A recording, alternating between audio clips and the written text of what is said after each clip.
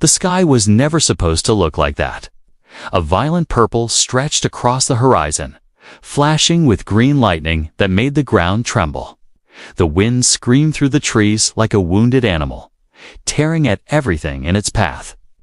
She-Ra stood at the edge of her shelter, her arms wrapped tightly around her newborn son. The storm was coming, fast, angrier than anything her people had seen before. Her village, once peaceful and warm, had turned into chaos. Tall stone towers cracked under the pressure of the wind. Families screamed, rushing to hide. The ground was soaked with cold rain, turning to mud beneath their feet. She-Ra's eyes were wide, not with fear for herself, but for the tiny life she held against her chest. His skin was warm, soft, his breathing was gentle. He was all she had left. "Run!" Someone shouted behind her. It was Elder Tovin, his voice nearly lost in the storm. "Get underground." She-Ra turned to follow him, but the wind had other plans. A sudden blast hit her from the side like a hammer. She fell hard, her body hitting the wet earth. Her arms loosened for a second, just a second. That was enough. Her baby slipped from her grasp. Time froze. She reached out, screaming his name, but the rain swallowed her voice. The small wrapped bundle rolled into the flood. Her heart broke before her body could move. She dragged herself across the mud, crawling with bleeding hands, searching, crying. But the water was too fast, the storm too loud. And he was gone. Around her, the storm swallowed everything. Homes collapsed. The sacred tree, older than memory, snapped in two. Her people vanished into the shadows of the disaster. And in the middle of it all, She-Ra lay in the mud, arms empty, soul crushed. By morning, the storm had moved on. What it left behind was silence. A broken village, smoldering fires, and She-Ra kneeling beside the flooded riverbank, holding nothing. Her eyes were dry not because she had no more tears, but because something deeper had broken inside her. "He is gone," whispered the elder, placing a hand on her shoulder. The storm took him, but She-Ra didn't speak. She didn't move. She just stared into the water, as if her child's face might rise up one last time. The others began to gather what was left of their lives, mourning their dead and rebuilding what they could. But She-Ra stayed by the river, day after day, night after night, waiting, and then something changed. On the seventh night after the storm, when the moon hung low and red in the sky, she saw movement on the far edge of the forest. A figure, walking slowly. Tall, broad-shouldered. Not one of her people, not anything she had seen in years. A human. Her blood turned cold. No human had been seen in their lands since the war. They were myths now, monsters from the stories told to children, yet this one was real. His steps were heavy, his clothes torn and burned. His face was hidden beneath a metal visor, cracked and glowing faintly. And in his arms, a She-Ra's breath caught in her throat. Her heart screamed a name she had buried days ago. She stumbled to her feet, disbelief filling her bones. The human said nothing.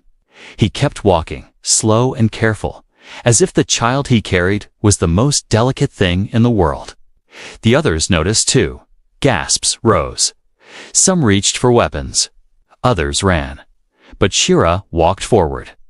Eyes locked on the small bundle in the human's arms. She didn't care what he was. She didn't care about the past. All she saw was the tiny hand peeking from the wrap, same wrap she had sewn with her own hands. She stood face to face with the human. For a long moment, no one spoke. Only the wind whispered. And then, the human gently lifted the child toward her. "He survived," he said, his voice cracked and tired. "But he's not just yours anymore." She-Ra's eyes filled with tears, but her hands moved without hesitation.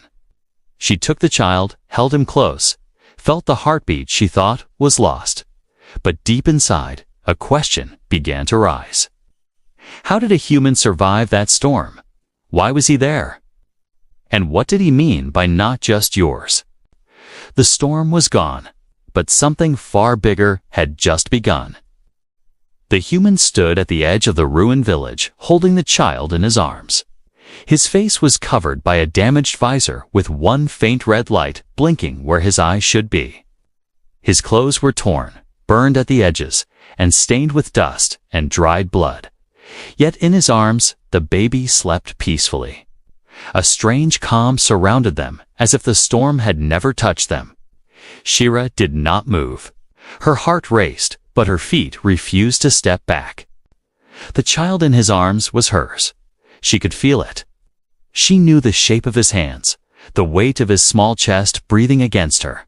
Her soul reached for him before her hands did. The others from the village slowly gathered, keeping their distance. Their eyes were filled with confusion and fear. No one spoke at first.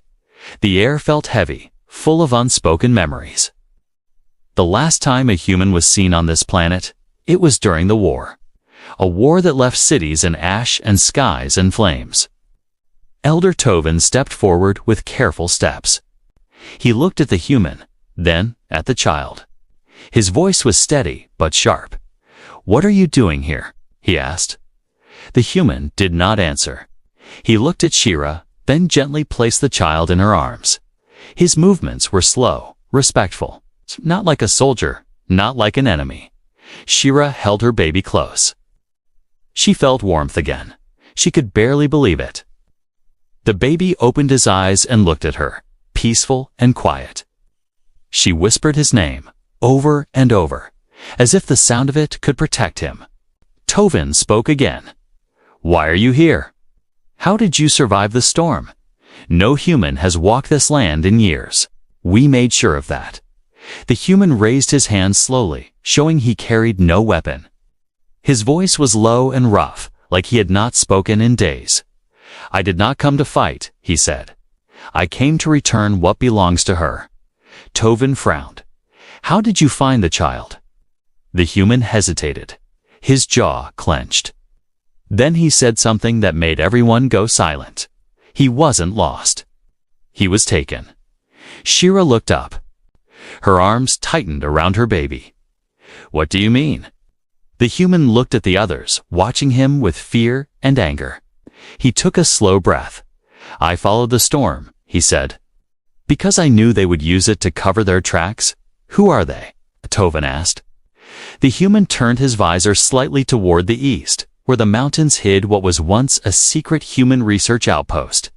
People who do not care who they hurt. People who saw your child not as a life, but as data. Gasps rose from the crowd. The fear turned into anger. Old wounds reopened. Shira's hands trembled. She looked at her baby again. He looked unharmed. But something was different. A thin line ran down his chest, barely visible under his skin. It pulsed with a soft light. It hadn't been there before. "What did they do to him?" she whispered. The human answered without looking at her. "I don't know everything. Was part of the team that left the program. We were told we were saving lives. But we were just collecting subjects. When I saw what they were doing, I ran. I found him. I couldn't leave him there. You expect us to believe you?" Tovin's voice rose. The human nodded. "No. I expect you to protect him." "I can't do that anymore. They're coming." Shira stepped between them. Coming for what? The human looked at her then. His visor flickered and showed part of his scarred face. His expression was full of regret. "For him," he said. "And for what's inside him." The crowd murmured. Someone shouted for the guards. Others backed away. "He's just a child," Shira said. "He's more than that now," the human replied. Shira's mind was spinning. Her child, her son, changed, taken, returned. But by whom? For what purpose? Before anyone could speak again, a loud sound echoed from the distance. A humming, like engines powering up. Everyone turned toward the sky. Dark shapes were approaching. "They found us," the human said quietly. "You need to run." Shira held her baby close. Her eyes met the human's. She saw no lies in him. Only a man running from something bigger than all of them. But she had just found her child again. She would not lose him to anyone. Not now, not ever. The cave was cold and quiet. Water dripped from the ceiling in slow, heavy drops. Shira sat by the firelight, cradling her baby who now slept peacefully in her arms.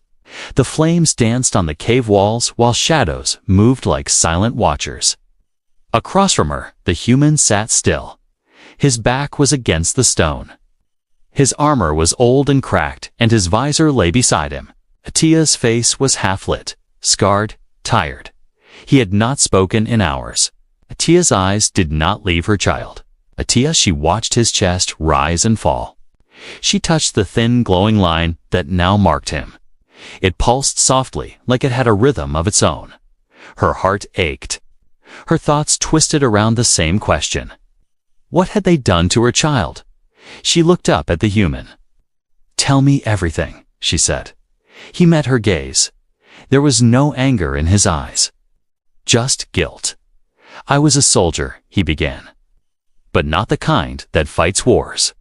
My unit recovered tech bodies, samples, anything left behind after the last human-alien war.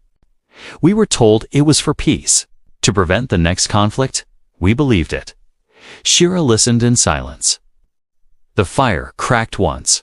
A wind moaned outside the cave like a distant voice. One day, the human continued, "We received a new order. Locate something different. Not tech, not weapons. Life. Something pure. Something untouched. We didn't know what that meant. But we found it." Shira held her child closer. Her voice was sharp now. "You found him." He nodded. "Your village, the storm. It wasn't natural. It was created. Sent to scatter you. Make it easier to search without a fight." Shira's jaw tightened. She had always felt something was wrong, but the truth cut deeper than she expected. "We found your child under the fallen tree," the human said. "He was barely breathing. They took him to the lab, said they would heal him, but they didn't." He looked at the glowing line on the baby's chest. "They opened him, inserted something, a seed. I don't know the full science. They said he would be the first of a new kind. Not weapon, not healer. Something between." Shira's hands shook. She looked at her child's face. He was still her baby, still hers, but she could no longer say he was untouched. "Why did you bring him back?" she asked. The human's voice was quiet now. "'Cause he cried." Shira blinked. "What?" "I was guarding the lab," he said. "The others said he never cried, never made a sound. But one night I passed his room. He looked at me, and he cried. Like he knew me. Like he knew I could help." The cave was silent for a long moment. "I took him. I ran. I didn't care if they killed me. I just wanted to fix what I helped break." Shira's breath caught in her throat. She felt the weight of his words. She had feared humans all her life, had cursed them. Now one had risked everything to return what others tried to steal. But there were still questions. She looked at the baby's chest again. "What's inside him?" she asked. The human frowned. "Something alive, not just a machine. It responds to his thoughts, his body, maybe even his feelings." Shira's voice was a whisper. "Is he still ... my child?" The human looked at her. "He is more than that. But yes, he remembers you. He knows you." Just then the baby stirred. His eyes opened. They were brighter than before, almost glowing. He looked around, then focused on the human. He raised a tiny hand. The human reached out without thinking. The baby touched his finger. A soft light sparked between them. Shira gasped. "What does that mean?" she asked. The human stared at the child. His voice was steady. "It means they'll never stop looking for him." Outside the cave, the wind changed. A low humming sound started in the distance. A signal, a search. They had been found. The human stood up. He picked up his visor and put it back on. "You need to move," he said. "They're coming." Shira rose to her feet. Her heart burned with fear and fire. She had lost her child once. She would not lose him again. Not to men. Not to machines. Not to the secrets hidden in his blood. The desert stretched endlessly before them. Sandstorms whispered across the broken plains, while the sun glared down like an unblinking eye. Shira walked with the child pressed close to her chest. The human moved ahead, scanning the horizon with a steady gaze. Each step took them farther from the cave and closer to answers neither of them wanted, but both needed. The baby no longer slept for long. His eyes remained open, watching, quiet, alert. The glow under his skin had faded, but the warmth it left behind still pulsed through him like a second heartbeat. Shira spoke at last. Her voice was hoarse from wind and silence. "Where are we going?" The human did not stop walking. "There is an old place buried in the cliffs," he said. "It was built before the war. Joint project. Humans and your kind.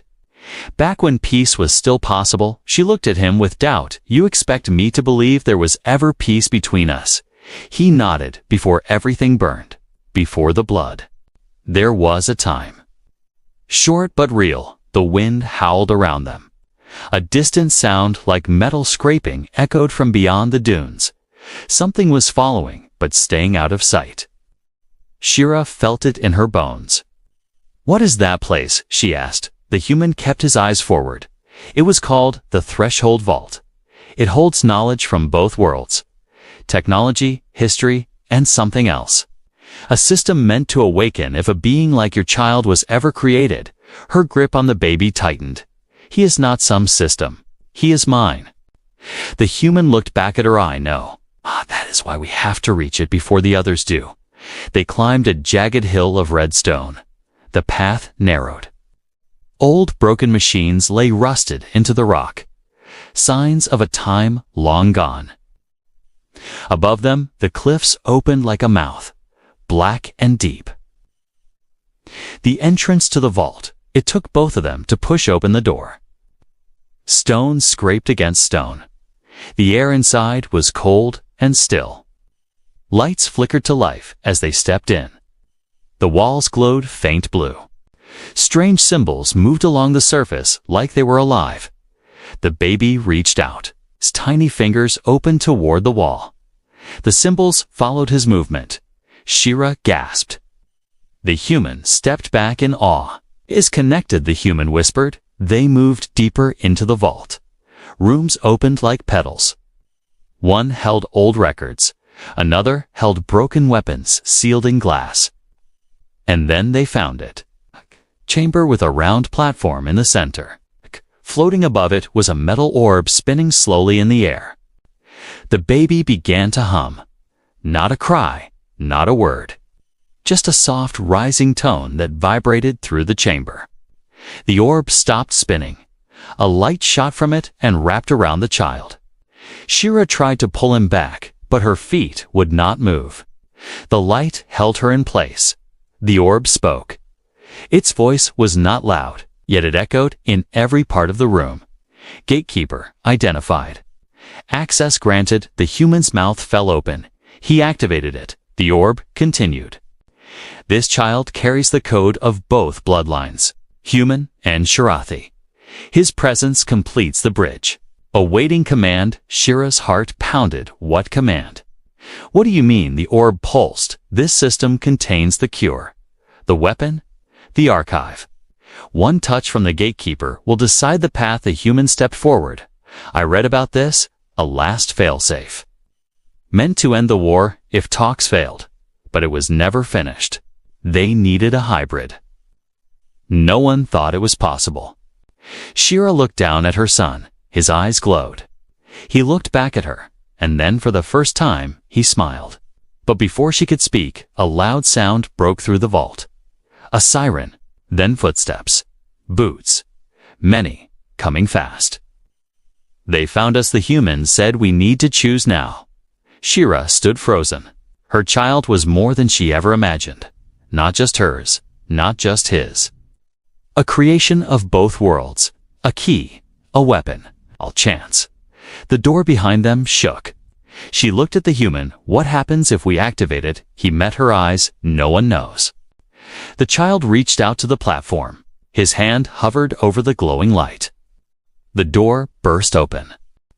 The vault shook as the door exploded inward. Dust filled the air. Heavy boots slammed against the stone floor. Armored figures rushed inside with weapons raised. Their armor was dark and marked with human military symbols, long forgotten by the galaxy. Shira stepped back instinctively. She shielded her child with her body. The baby stopped humming. The glow in his eyes dimmed, but did not vanish. It waited. The human moved in front of them. His stance changed. No longer a runner, no longer a protector hiding in shadows. He stood like a soldier again. "Stay behind me," he said. A voice echoed through the chamber. "Call, cold, controlled." "Kale," the voice said. "Stand down." Shira looked at the human. "They know your name." His jaw tightened. "That is not good." A figure stepped forward. Taller than the others. His armor was clean. His helmet reflected the vault lights like a mirror. "You ran far," the commander said, "but you were always predictable." "You lied to me," Kale replied. "You said the project was shut down." The commander laughed softly. "You really believed that?" Shira felt her anger rise. "You did this to my child." The commander turned his helmet toward her. "Your child is the future. A bridge, a tool. We gave him purpose. He already had one." Shira shouted he was alive. The commander ignored her and looked at the orb. "Gatekeeper is active." "Excellent." Years of failure finally paid off. The orb pulsed brighter. The baby whimpered. Shira felt the light respond to his fear. Kale stepped closer to the commander. "End this. Let them go." The commander shook his head. "You are obsolete. Your empathy made you weak." Shira looked around. Machines began to unfold from the soldiers' backs. Tall metal forms with glowing red eyes. War machines? Old models from the darkest years of the war. The orb spoke again. "Conflict detected. Probability of extinction event rising." The baby cried. A sharp, piercing sound. The lights flared. One of the machines froze mid-step. Its eyes went dark. Then it collapsed. Silence followed. Everyone stared at the child. The commander slowly turned. Interesting. Shira's fear shifted into something else. Realization. "He can control them," she whispered. The orb confirmed it. Gatekeeper influence expanding. Neural override confirmed. Kale looked at Shira. "He is not a weapon. He is a command." The commander raised his weapon. "Then we take him now." Before he could fire, the baby screamed again. The sound rippled through the vault. Every machine dropped to one knee. Weapons fell. Systems shut down. The soldiers panicked. Some tried to retreat. Others fired blindly. The shots missed. The walls absorbed the energy and sent it back into the floor. The orb spoke louder now. Decision point reached. Shira held her child tight. Her heart pounded. She understood now. The whispers, the lies. The war never ended. It only waited. "What happens if we choose nothing?" she asked. The orb replied. "Inaction results in continued conflict. Probability of total planetary collapse within 2 cycles." The commander struggled to move. His armor sparked. "You cannot erase us," he shouted. Shira looked at Kale. "What do you want?" Kale hesitated. "I want him safe." She looked down at her son. His crying stopped. He looked at her, calm, aware, too aware. "What do you want?" she whispered. The baby lifted his hand toward the orb. Images filled the air. Burning cities, broken worlds, children crying on both sides. Human and alien, no difference, only loss. Shira felt tears fall. Enough. The orb asked its final question. "Choose the path." Before she could answer, alarms screamed louder. A second force entered the vault. Alien soldiers, Shirathi armor. Her own people. A familiar face stepped forward. "Elder Tovin, give us the child," he said. "We will protect him." Shira stared at him. "You would hand him to them. We cannot fight humans," Tovin replied. "This is the only way." Kale shook his head. "He is lying." Shira realized the truth. The betrayal had been planned. Deals made in shadows. She stepped back. Her choice became clear. "No one takes him," she said. The baby smiled again. The orb glowed white. The vault began to change, and the war machines started to wake again. But this time, they waited for the child's command. The vault trembled as light poured from the orb. The air felt heavy, like the world itself was holding its breath. Shira stood frozen with her child pressed to her chest. Around her, humans and Shirathi soldiers stared in fear.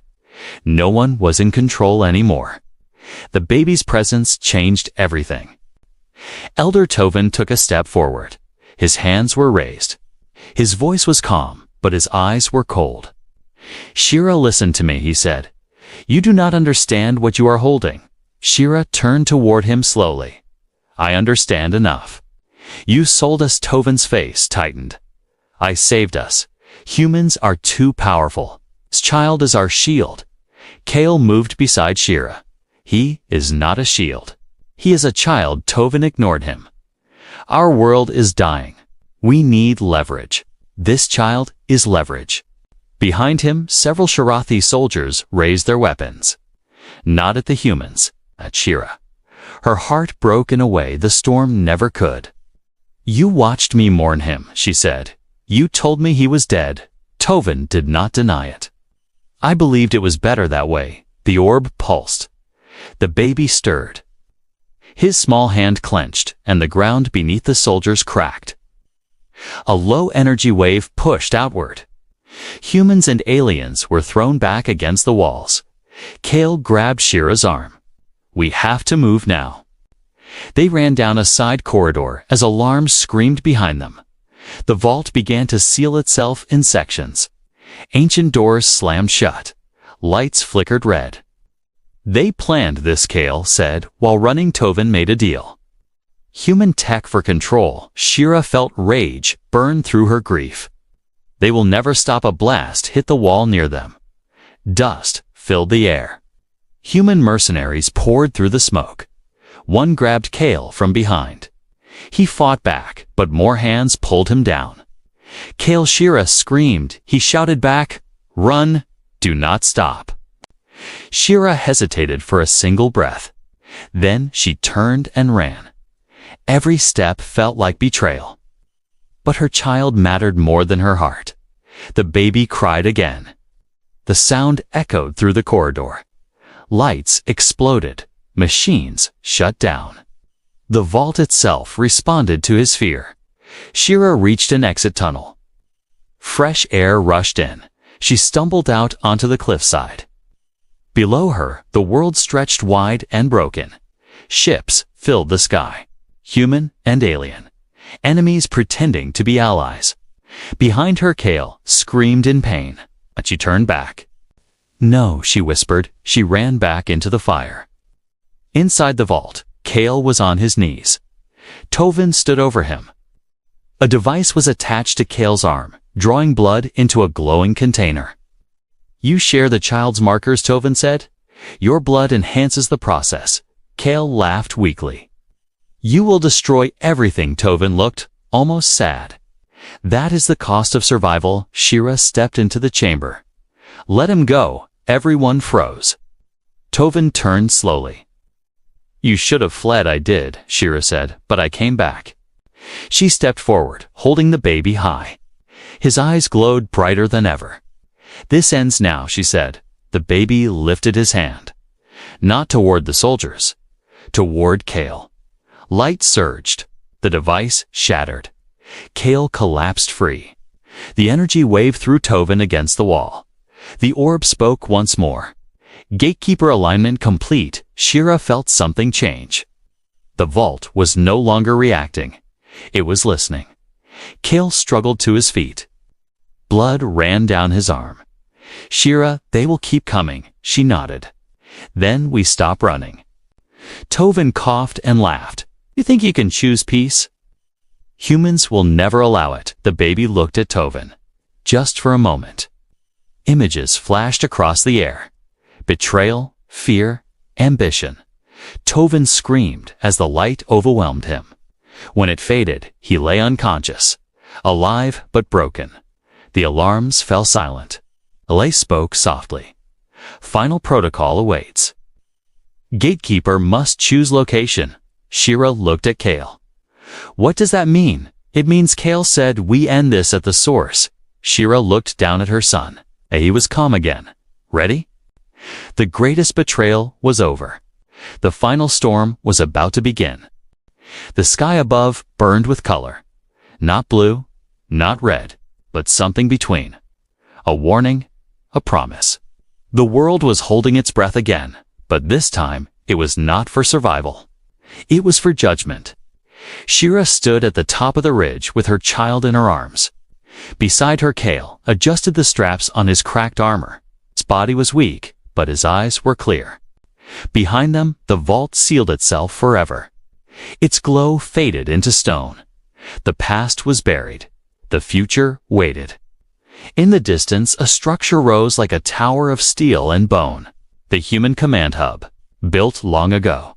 Abandoned, reclaimed.